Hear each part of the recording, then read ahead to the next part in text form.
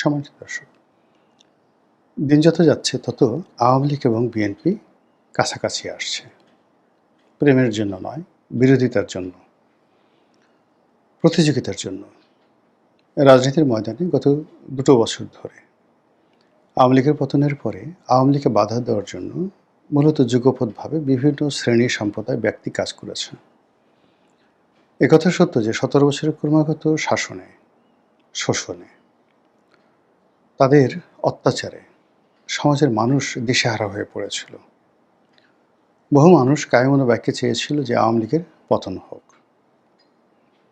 কিন্তু বাস্তবতা হলো যে আওয়ামী লীগের পতনের পরে যে পরিবেশ পরিস্থিতির সৃষ্টি হয়েছে এবং এখন পর্যন্ত যেটা চলছে, সেক্ষেত্রে এদেশে একজন অন্ধ, একজন বোবা, একজন বেকুব কেউ বলতে পারবে না যে আওয়ামী লীগ জমানাতে যে মন্দ কাজগুলো হয়েছে তার চেয়ে এখন মন্দ কাজ কম হচ্ছে।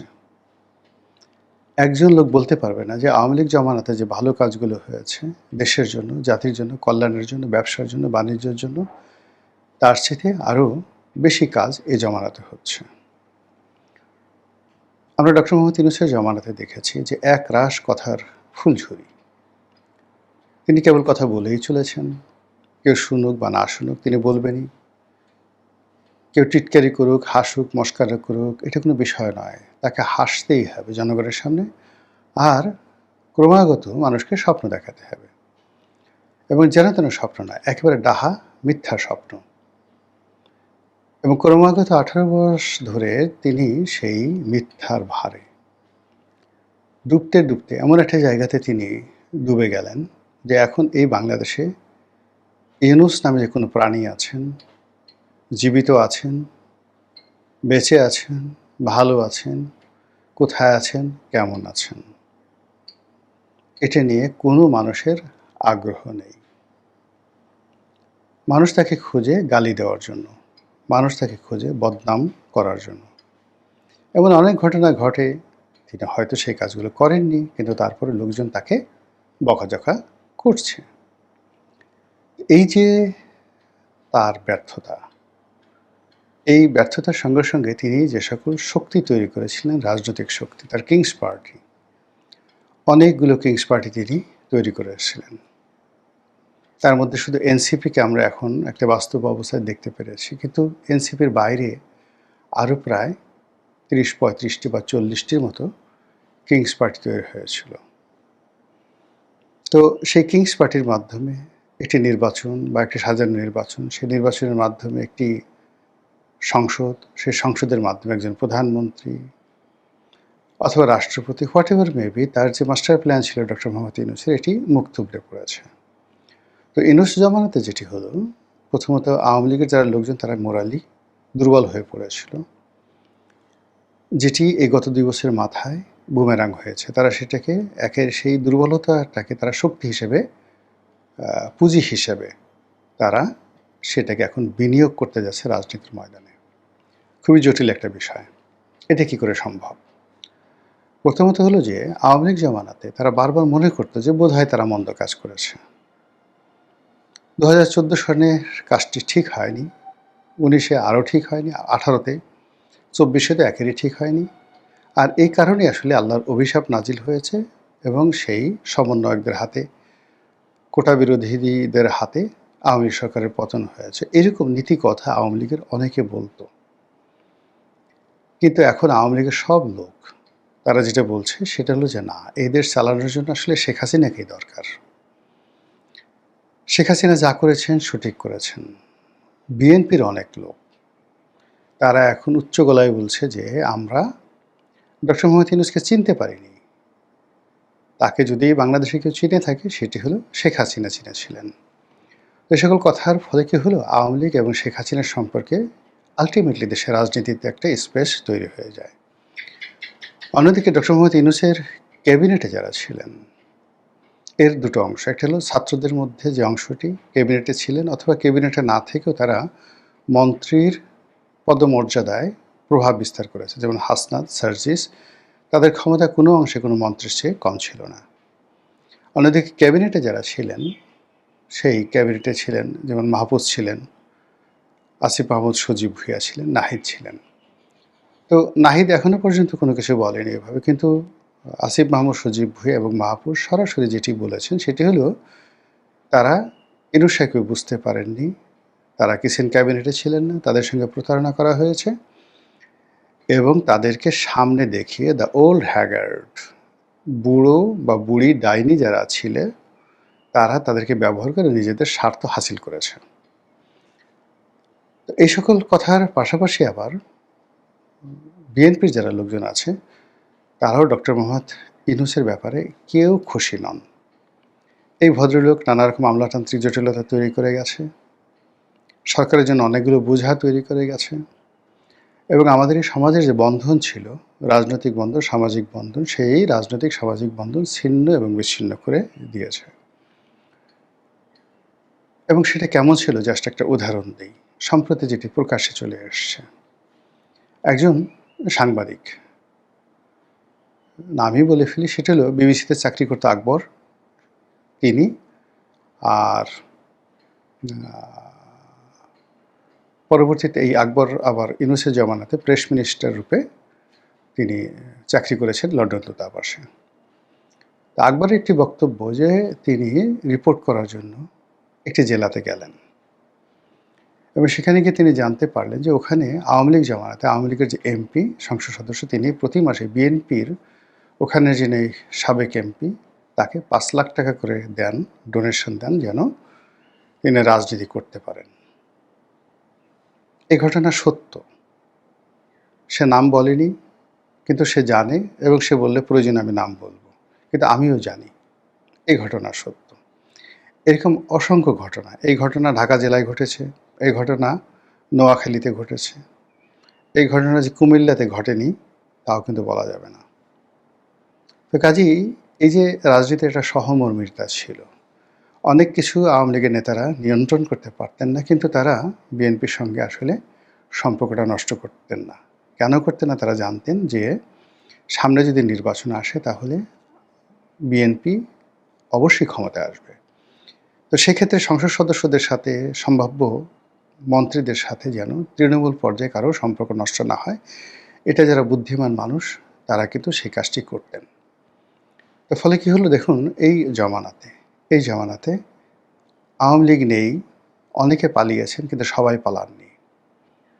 আওয়ামী লীগের অনেক সংসদ সদস্য, সাবেক সংসদ সদস্য, তারা জেলখানাতে আছে, কিন্তু ওই যে তারা যে বিনিয়োগ করেছিলেন তাদের জমানাতে, বিএনপির যে নেতাদেরকে তারা সাহায্য করেছিলেন, তারা এখন তাদেরকে সাহায্য করেন এবং সহযোগিতা করেন, টাকা দিয়ে, পয়সা দিয়ে, সব দিয়ে।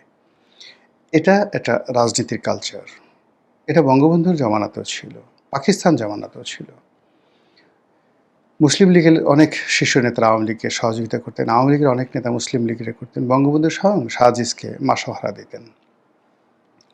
তো এই যে সামাজিক বন্ধনটা, রাজনীতির বন্ধনটা, এটি ডক্টর মোহাম্মদ ইউনূস নষ্ট করে দিয়ে গিয়েছেন। নষ্ট করে দিয়ে তিনি পুরো রাজনীতির যে অঙ্গন, এটিকে অনেকটা খিচুড়ি বানিয়ে ফেলেছেন। আর এই খিচুড়ির কবলে পড়ে এখন বিএনপি রীতিমতো নাস্তানাবুদ হচ্ছে। তো যেটা বলছিলাম, রাজনীতি একটা গেম, একটা খেলা। এই খেলায় কৌশল আছে এবং সেই কৌশল doctor Muhammad Yunus, deep state, Jamaat, NCP সবাই কিন্তু শিখে গেছে এবং তারা বিএনপিকে খেলছে, বিএনপিকে নিয়ে খেলছে। খেলে তারা যে কাজটি করছে সেটি হলো সরাসরি বিএনপি এবং আওয়ামী লীগ এই দুটো শক্তিকে মুখোমুখি করে দিয়েছে। এবং মাত্র 2 বছরের মাথায় আমি যেটা বললাম, যখন প্রথমত এনসিপির একটা নবম শ্রেণীতে পড়ে, দশম শ্রেণীতে পড়ে, এরকম 4-5 জন ছেলে মেয়ে, ইন্টারমিডিয়েট পড়ে এমন 3-4 জন ছেলে মেয়ে, তারা যখন দিদারসে মাশরাফি বিন মুর্তজার মতো মানুষকে মাফ করত, তারা যখন সাবের হোসেন চৌধুরীর মতো মানুষের সঙ্গে মাফ করত, তখন প্রশাসন নীরবে থাকতো এবং আওয়ামী লীগের লোকজন সামনে এগিয়ে আসার সাহস দেখাতো না। তাদের একটা মোরাল দুর্বলতা ছিল যে আমরা আসলে সত্যিই অন্যায় করেছি, কাজেই এই যে মব কিছু হচ্ছে বা যা কিছু হচ্ছে এটা আমাদের প্রাপ্য। কিন্তু গত 2 বছরের ডক্টর মোহাম্মদ ইউনূসের ব্যর্থতা এবং গত 100 দিনে এই বর্তমান সরকারের কোনো সফলতা না থাকা, এই কারণে আওয়ামী লীগের সাহস বেড়ে গেছে, আওয়ামী লীগের শক্তি বেড়ে গেছে। তাদের নীতি নৈতিকতার যে জায়গাটি সেটি তারা রিগেইন করেছে এবং তারা মনে হচ্ছে যে না আমরা সঠিক ছিলাম, এই জাতি মানে একমাত্র শেখ হাসিনা ছাড়া কেউ সফল হতে পারবে না। ফলে কি হচ্ছে, এখন তারা জামাতের সঙ্গে মারামারি করবে কল্পনাও করতে পারে না, এনসিপির সঙ্গে মারামারি করবে কল্পনাই করতে পারে না। এনসিপি বা জামাত তারা আসলে এই পরিস্থিতিতে আওয়ামী লীগের সঙ্গে মারামারি করবে এটা তারাও কল্পনা করে না। তারা বরং অনেকেই দায় এড়ানোর জন্য আমরা তো এই কাজ করিনি, এটা সবই বিএনপি করেছে, তারেক রহমান সাহেব লন্ডন থেকে টাকা দিয়েছে, তো সালাউদ্দিন সাহেব ভারত থেকে টাকা দিয়েছে, তাদের টাকায় জুলাই বিপ্লব হয়েছে, তাদের টাকা দিয়ে ওই জুলাইতে যা কিছু হয়েছে দে হ্যাভ ইনভেস্টেড, এটা নুরু বলেছে, তারপর তারেক বলেছে, স্বয়ং তারেক রহমান সাহেবের যারা ঘনিষ্ঠজন তারাও বলেছেন যে তিনি হলেন এই আন্দোলনের মাস্টার মাইন্ড। ফলে সত্যিকার অর্থে যারা মাস্টার মাইন্ড তারা এখন আর নিজেদেরকে মাস্টার মাইন্ড বলছেন না, তারা ঠেলে ঠেলে বিএনপিকে বলছেন যে এরা হলো মাস্টার মাইন্ড। কারণটা হলো সামনে যে রাজনীতির সমীকরণ আসছে সেই সমীকরণে যেন বিএনপি এবং আওয়ামী লীগ সরাসরি মাঠে আসে।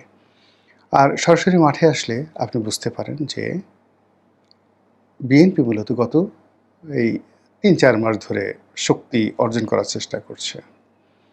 অন্যদিকে আওয়ামী লীগ গত ১৭ বছর ধরে যে শক্তি সঞ্চয় করেছে, যে শক্তি অর্জন করেছে, যেটি গত ২ বছরের মানে জুলুম অত্যাচারে পরিবেশ পরিস্থিতি বা বিরূপ পরিস্থিতির কারণে এটি এখনও নিঃশেষ হয়ে যায়নি।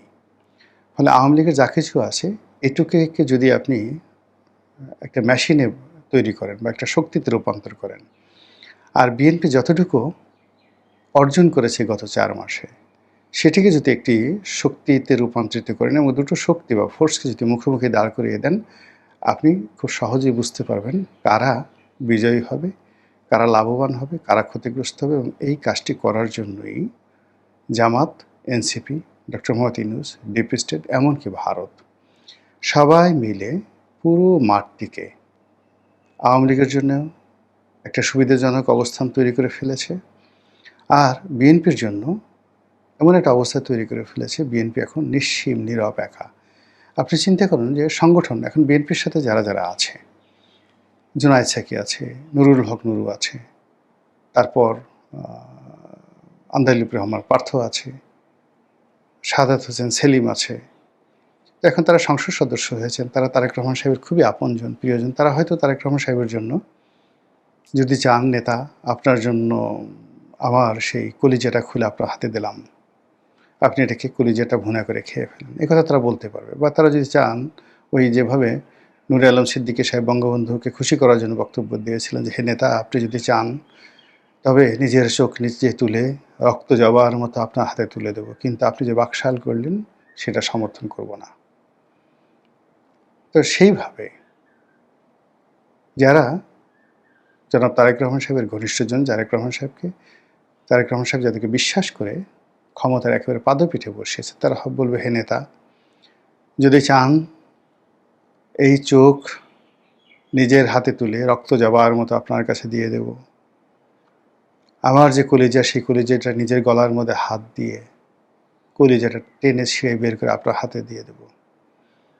কিন্তু যদি বলেন আওয়ামী লীগের সঙ্গে মারামারি করার জন্য, হে জনাব এটি কী করে সম্ভব, আমি একা মানুষ, আমি তো সমূলে মরে যাব, আমার কলিজা ছিঁড়ে নিয়ে গেলে হয়তো আমি বাঁচতে পারি, চোখ না থাকলেও বাঁচতে পারি, কিন্তু আওয়ামী লীগের পাল্লায় যদি পড়ি তো জীবন নিয়ে টানাটানি, আমার তো সংগঠন নেই, আমার তো লোক নেই, জন্যই আমি যা আছি আমি একা, এই একা দিয়ে আমি আপনার জন্য সুপা চালাতে পারি, চাপা চালাতে পারি, আপনার জন্য সব কিছু করতে পারি, কিন্তু আমি তো আমার লোকবল দিয়ে আওয়ামী লীগের সঙ্গে পারবো না জনাব।